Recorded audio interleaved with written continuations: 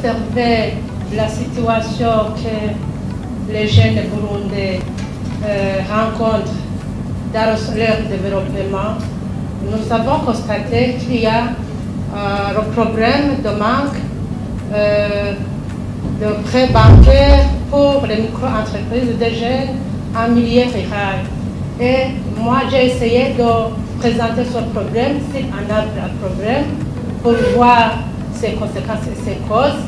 Et j'ai trouvé plusieurs conséquences qui font que le handicap majeur pour le développement de ces jeunes. Pour cause de ce problème, j'ai énuméré 3, qui sont la difficulté d'accès au crédit bancaire et difficulté d'arriver aux banques et microfinances, et manque aussi d'informations sur les produits et services bancaires. En essayant d'observer ces 3 causes, j'essaie de voir la cause qui a des racines les plus profondes, et j'ai trouvé qu'il s'agit de la difficulté d'accès au crédit bancaire. Et cette cause, j'ai essayé de me poser une question, pourquoi? Et j'ai trouvé qu'il s'agit de l'absence des infrastructures digitales, des services d'épargne et de crédit à distance.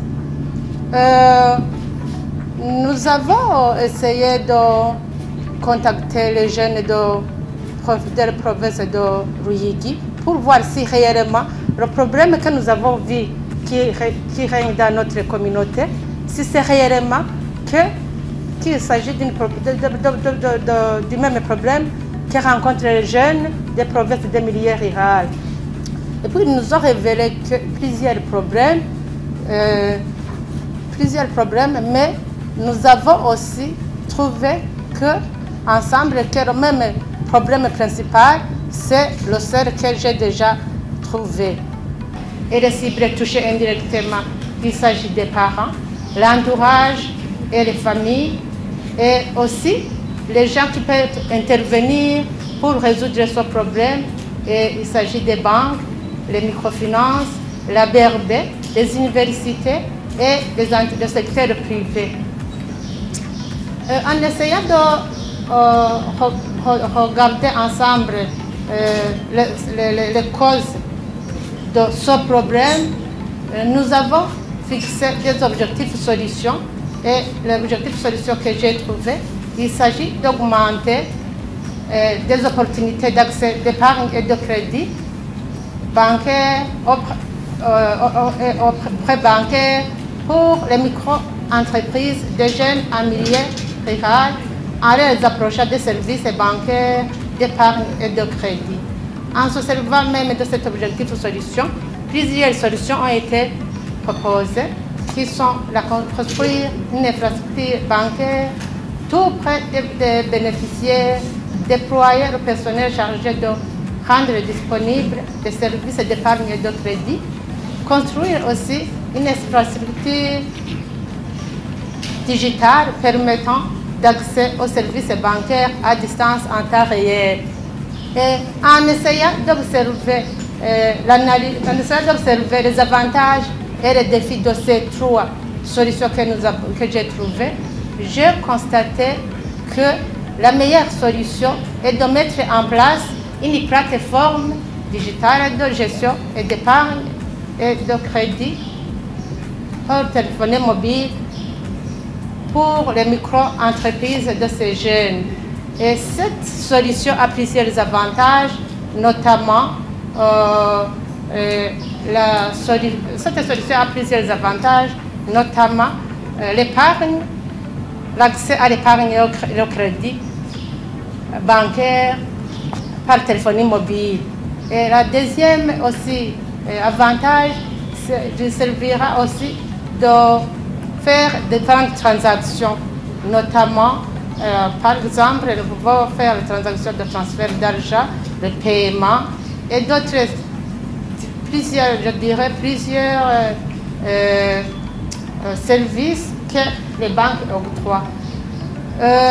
D'autres avantages, il s'agit de la sécurité, la sécurisation des données bancaires et celle des clients par un cryptosystème sécurisé. Et pour les banques aussi, il y aura un avantage parce qu'il y aura la fidélisation et la rétention des clients pour les banques, oui. Il y aura aussi des crédits sans hypothèque pour les crédits bancaires et d'autres intérêts limités. Et les intérêts limités aussi. Il y aura aussi l'accès à l'épargne et au crédit en temps réel. Les dépenses seront aussi limitées pour les clients et les banques. Les opérations bancaires seront rapides et la fidélisation et la rentabilité des clients. J'ai alors essayé de voir les ressources qui sont nécessaires pour les ressources et les finances nécessaires pour ce projet. J'ai trouvé qu'il est nécessaire de voir et de disponibiliser les ressources humaines en technologie et de l'information, qu'il s'agit des personnes spécialisées en génie informatique. Il y a aussi des ressources financières qui sont nécessaires, que j'ai évaluées à 5 millions pour faire la publicité, le marketing et pour mettre en place la plateforme sur le marché. Ainsi, c'est maintenant le moment de vous montrer l'architecture du prototype que j'ai essayé de vous montrer. Donc, le fonctionnement de la plateforme sera comme ça. Ici, vous voyez qu'il y a l'utilisateur de la plateforme, il y a la banque à côté, et vous voyez qu'il y a un appui au milieu. Donc, ici, l'utilisateur, c'est le client. Donc, vous voyez, c'est les jeunes, c'est moi, ou bien toute personne qui voudra donc faire ces opérations bancaires. Donc, il utilisera le téléphone, soit le smartphone qu'on utilise avec les connexions, soit il utilisera le petit téléphone qu'on appelle Agahinda, soit il utilisera l'ordinateur pour accéder aux opérations bancaires. Et ici, vous voyez qu'il y a la banque, le système de gestion de la banque. Donc, l'appui qui est au milieu, il servira l'interconnexion entre la banque, ça servira l'interconnexion entre la banque et le client pour donc faciliter les opérations qu'il veut, toutes les opérations bancaires. Que ce soit l'épargne, notamment l'épargne et le crédit que je viens de citer, parce que vous savez que lorsque la personne veut épargner ou bien recevoir un crédit, il doit se déplacer pour arriver à la banque. Mais pour le moment, la plateforme lui servira de faire toutes ces opérations avec un téléphone mobile étant à sa place là où il sera. Je vais vous montrer alors comment l'illustration de l'application mobile, comment l'utilisateur fera. Donc, vous voyez qu'ici, il y a une partie d'authentification. Vous voyez qu'il y a le numéro de la téléphone, le mot de passe. D'abord, pour le nouveau, il doit d'abord s'inscrire et il sera renvoyé à la page suivante pour compléter son identité. Donc, faire son identification.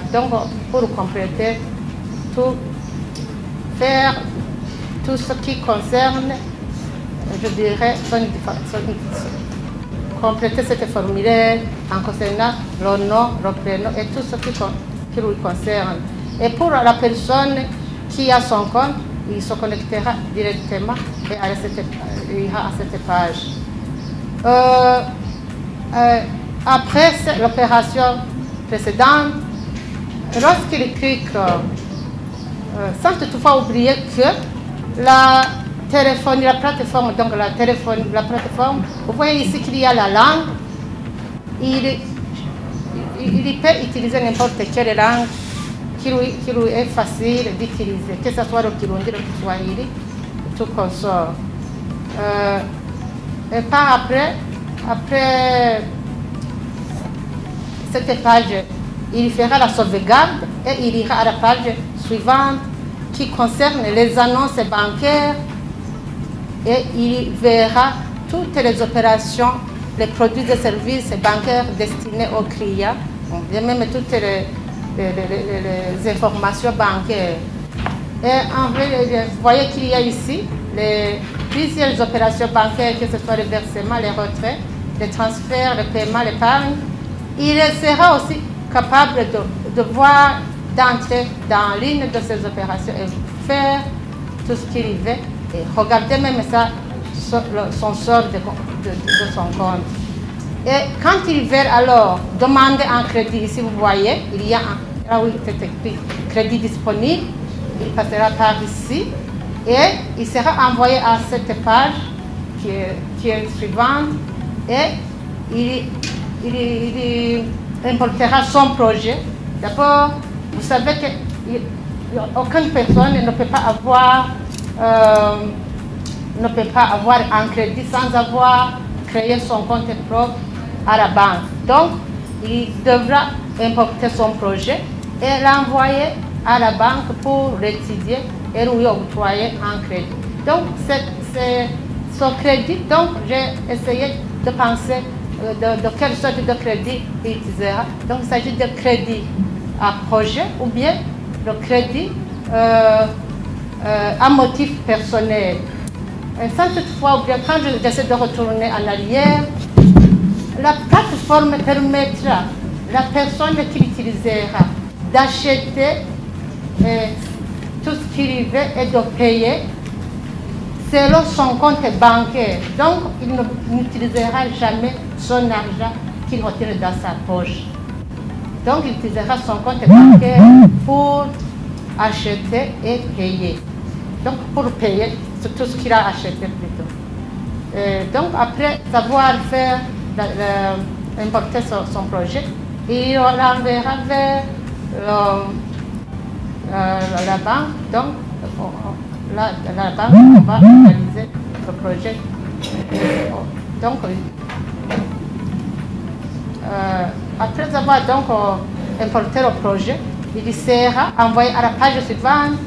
Vous voyez, avec l'algorithme qu'on utilise, il sera à la page suivante qui lui indiquera que vous êtes éligible à un crédit quelconque qui est parmi tout ce que je viens de citer.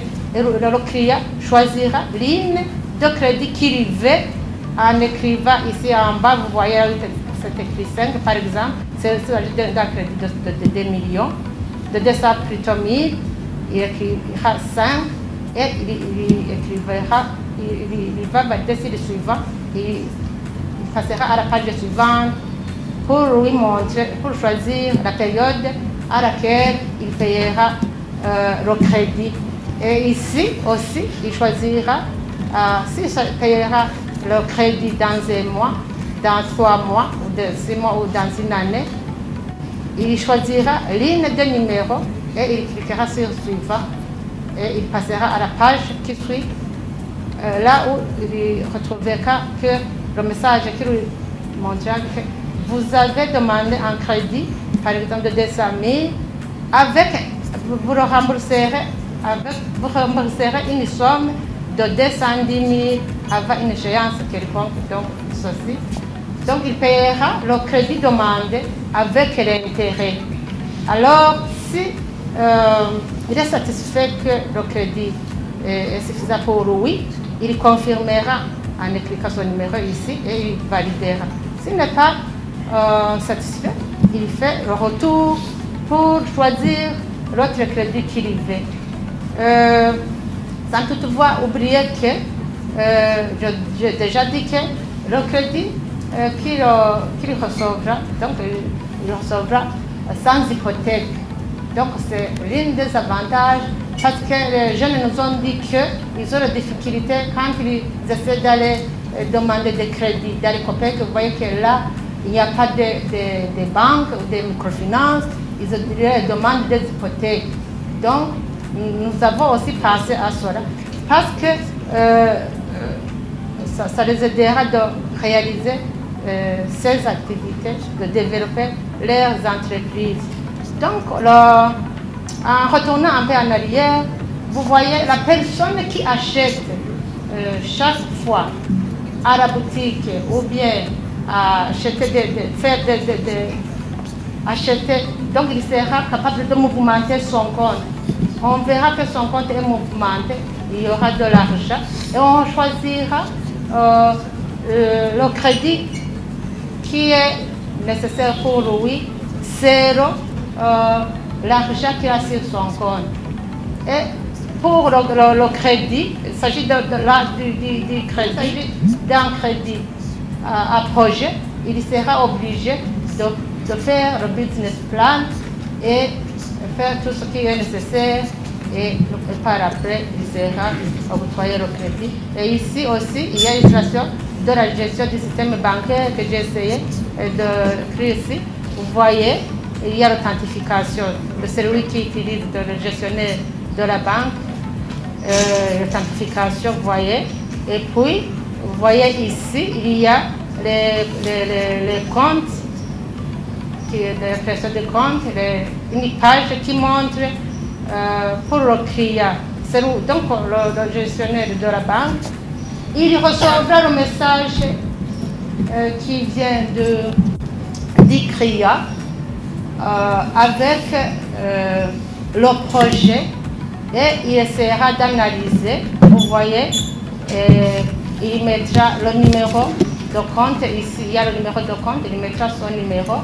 Et après avoir analysé, mettre son numéro, il y aura une photo ici qui sera aussi importée et enregistrée. Vous voyez ici, il y a par exemple, ceci c'est un modèle que j'ai essayé de montrer comment se passera ces opérations. Merci de nous avoir accordé la parole, mesdames et messieurs. Je vous remercie encore.